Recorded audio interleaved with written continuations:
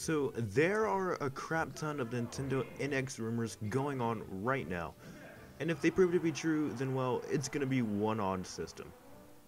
Now, this comes from a tweet by Takashi Mochizuki, I'm probably butchering his name, but he's a Wall Street journalist, and starting off this rumor, we have this rumor about the system being compatible in some way with phones. Now, had Nintendo not entered into the mobile phone market recently, I'd chop this up as nothing but pure BS and just move on, but it's very interesting to note now that we've seen the developments Nintendo has made as a company in recent times.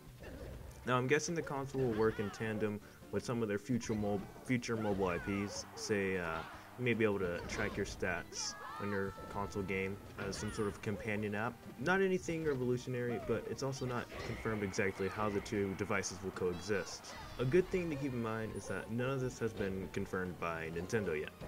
But the NX having some sort of mobile support does sound at least somewhat plausible, given the direction Nintendo has taken their company. Anyways, additionally to that, the rumor goes on to say that the console may be able to work with other consoles such as your PlayStation 4 and I'm assuming the Xbox One, but with the Xbox One sales being less than like 100 in Japan, there wasn't really any reason for him to mention that in the tweet. Now, this somewhat baffles me. I suppose at the end of the day, Nintendo is a company, and as with any profit-based organization, the bottom line comes down to turning a profit. And what I mean by that is this. If Nintendo wants to make a console that sells, they may be changing their business strategies slightly. And why I say slightly, I'll get to in a minute. But if they want to make a console compatible with other systems because they think it will sell more that way, then they'll do it. Whether they had to pay Sony or anyone else out to get this done, if they see profit in it, then they'll go for it. Now, I don't know if they actually had to pay money for it. I'm just saying if that were the case and they saw profit, they'd do it. However, the second rumor sort of shines more light on this whole thing. There's a document of some sort that was leaked, and within this document, it makes reference to both the handheld version of the NX and also the console version. So what I can see this being is that it's sort of how the DS and Wii had some compatibility for some games like Pokemon and whatnot, except this isn't going to be a new DS or Wii. It's just two slices of the same cake, if that makes any sense. So I'm guessing streaming or whatever has to do with your other consoles will have to do with the handheld. The handheld version of the NX will deal with that. I think the NX is going to try to fill that void that the Vita tried to fill with the PS4, with that sort of similar feature, except it's going to be across multiple platforms. I think they're doing this that way it'll sort of give an incentive to for people to buy both versions of the console. And this is what sort of ties me into my whole thing about Nintendo changing their business practices only slightly. See, it was made especially apparent during the 7th gen that Nintendo wasn't trying to be a direct competitor to Microsoft and Sony anymore. Most people either had an Xbox or they had a PlayStation, and then the Wii was sort of something that everyone just had on the side as like a party system slash dust collector. And if you're more hardcore, then you probably had all three.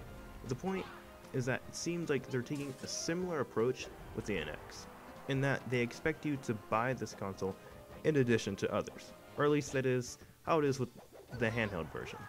And I'm fine with that. That actually sounds really cool, and honestly something on the side like that would be really neat. But things get a little uncomfortable when we switch back over to the main console. So you'd think that if Nintendo was wanting the handheld version to be what the Wii was in the 7th gen, the home console is where the meat and potatoes is, right? Well, sort of. That same linked document states that the NX will be capable of 4K streaming not gaming, and yet 900p 60 FPS gaming. This is really upsetting. And it's upsetting because Nintendo has the chance now to go all out and just be top dog again, and have those first party exclusives and the preferred third party console. But it's like they're not fully committing. And don't get me wrong, the PS4 and Xbox One aren't beasts by any means. We don't know how much more powerful those consoles are in comparison to the NX, or if they're going to really even be more powerful until we have an official spec list of the NX released by Nintendo. But here's my whole take on this. I think Nintendo completely thought this through because look, we're technically in the 8th gen right now, but Nintendo is planning to release their 9th gen console mid-cycle. Now that the 8th gen tech has been out for even longer than it already was, Nintendo has the potential to build a relatively similar console in terms of power but at a cheaper manufacturing cost. I bet they decided to divide the funds into 2 separate underpowered consoles rather than going all out at one. This way they'd be adequately matched against their competitors on one end of the deal, but not lose any sleep over lost sales with their home console, because they know their handheld has streaming abilities on the PS4 or Xbox One on top of its own first-party exclusives and third-party games. Additionally, there could be larger pools of money from investors or companies seeking to develop for them simply because there are 2 consoles to develop for. And with the overhead being lower, since their consoles are cheaper to make, then Nintendo is in turn turning a larger profit.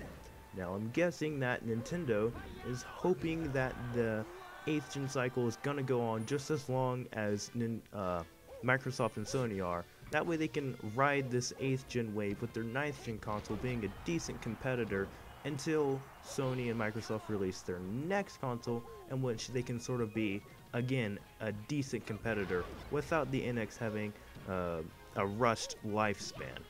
But what do you guys think about this whole NX debacle, these rumors? Take them all with a grain of salt. Some of them seem more plausible. That being said, that doesn't necessarily mean that it's going to be true. Also, the NX is supposed to have a sensor bar of some sorts, according to the same document, and that sort of uneases me a bit as well. But let me know what you guys think in the comments down below. Be sure to like if you did, and subscribe if you want to know when I'm coming out with more content. Although, generally speaking, it is Monday, Wednesdays, Fridays. I'm AT, and I'm out.